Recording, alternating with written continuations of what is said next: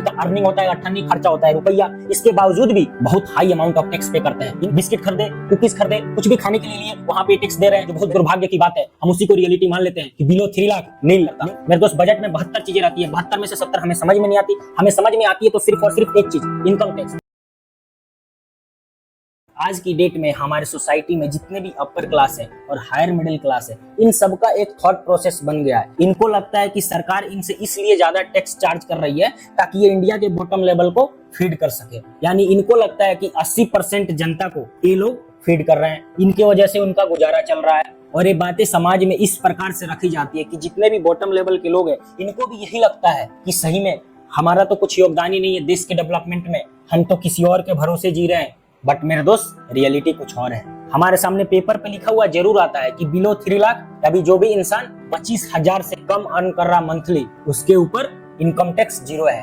और मेरे दोस्त आपको जानकर हैरानी होगी कि 90% लोग ऐसे हैं इंडिया में जिनका सैलरी 25,000 से नीचे है, और इवन 80% जनता ऐसी है जो 15,000 से कम मंथली अर्न करती है। बट मेरे दोस्त क्वेश्चन कुछ और है। क्या यही सत्य है जो हमें बताया जाता है? ये कुछ बड़े लोग हमारे रेस्ट ऑफ द 90% इंडियंस को फीड कर रहे हैं। क्या 100% हकीकत यही है या रियलिटी कुछ और है? मेरे दोस्त ये बात जरूर सही है कि देश के 80% लोग इनकम टैक्स नहीं पे करते, लेकिन क्या मेरे दोस्त इनकम टैक्स पे नहीं करते तो इसका मतलब ये तो नहीं कि वो टैक्स नहीं देते। बट मेरे दोस्त देखा जाए तो ये लोग अपनी औकात से ज्यादा टैक्स देते हैं। इनका अर्निंग होता है अठन्नी, खर्चा होता है रुपया, इसके बावजूद भी बहुत हाई अमाउंट ऑफ टैक्स पे करते हैं। इनके रोजमर्रे के जिंदगी में जब से उठते हैं उसके बाद से इनके जिंदगी में टैक्स का प्रक्रिया शुरू हो जाता है। इनको सुबह नाश्ता चाहिए, बिस्किट खरीदे, कुकीज खरीदे, कुछ भी खाने के लिए वहां पे टैक्स दे रहे हैं। मेरे दोस्त अगर एक बिस्किट 5 रुपए के आता है, अगर उस पे 18% जीएसटी सरकार चार्ज करती है तो 5 रुपए का 18% होता है 0.9 रुपया। मान लो इसको समथिंग 1 रुपया, तो जो बिस्कुट इंसान को 4 रुपए में पड़ना चाहिए वो 5 रुपए में पड़ता है। क्यों? क्योंकि वो 1 रुपया जीएसटी पे कर रहा है। ऐसे ही मेरे दोस्त तमाम तरह के प्रोडक्ट पे अलग अलग वैरायटी के जीएसटी चार्ज किए जाते हैं, कहीं पे 12%, कहीं पे 18%।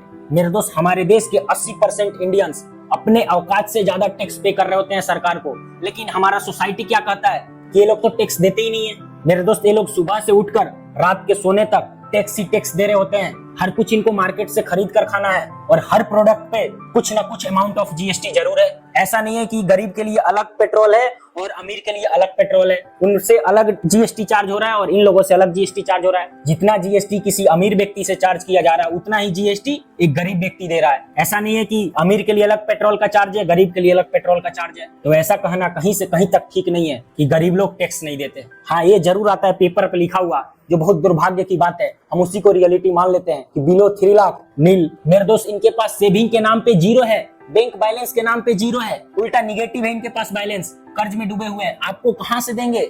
मेरे दोस्त हम सबको और हमारे सरकार को एक साथ मिलकर इस पर काम करना चाहिए कि हमारे देश के जो 80% लोग हैं बिलो 3 लाख अर्न करने वाले, 25,000 से कम मंथली कमाने वाले, इन लोगों को अपर कैटेगरी में शिफ्ट किया जाए। मेरे दोस्त हमारे समाज का दुर्भाग्य है कि ऐसे टॉपिक पर कोई बात नहीं करता। मेरे दोस्त बजट में 72 चीजें रहती है, 72 में से 70 हमें समझ में नहीं आती। हमें समझ में आती है तो सिर्फ और सिर्फ एक चीज, इनकम टैक्स। और हम इस टॉपिक के दम पर पूरा आकलन कर देते हैं। हमें पेपर पे जरूर लिखा हुआ आता है बिलो 3 लाख नील, और हम इस बेसिस पे पूरा एक अपना माइंडसेट बना लेते हैं और किसी को सही किसी को गलत बोल रहे होते हैं। और हमारे सोसाइटी का सबसे बड़ा दुर्भाग्य की बात यह है कि हम अपना कॉमन सेंस इस्तेमाल नहीं करते। अगर हमारे सोसाइटी में एक वेव चल रहा है, हम उसी वेव में हम भी चल पड़ते हैं। ये मेरे दोस्त बहुत दुख की बात है, लेकिन मेरे दोस्त यही हकीकत है। मेरे दोस्त जिस दिन हमारे देश की सरकार अपने वोट बैंक सिस्टम से ऊपर उठकर देश के लिए काम करने लगेंगे, मेरे दोस्त जिस दिन हमारे देश के यूथ को 10 से 5,000 की जॉब के लिए या 10 से 5,000 रुपए के लिए गुमराह करने की बजाय हम उनको ट्रेन करें, हम उनको स्किलफुल बनाएं, तो शायद जो आज की डेट में हमें सपना दिखाया जा रहा है कि एक दिन हम भी वर्ल्ड के टॉप इकोनॉमी बनेंगे, तो शायद वो हमारे जीते जी पॉसिबल हो, हम भी उसे देख पाए। मेरे दोस्त सपने को हकीकत में बदलने के लिए हमें आज काम करना होगा, वो भी सही डायरेक्शन में काम करना होगा। मेरे दोस्त अगर हमारा यूथ बेरोजगार रहेगा तो जो आज की डेट में हमें सपना दिखाया जा रहा है ये सपना सपना ही रह जाएगा। मेरे दोस्त अगर आपको कंटेंट वैल्यूएबल लगा हो, जेन्युइन लगा हो, तो लाइक, शेयर, सब्सक्राइब और अपना फीडबैक देकर जरूर जाए। तो मिलते हैं फिर किसी ऐसे ही टॉपिक के साथ। जब तक के लिए प्लानिंग की वॉचिंग।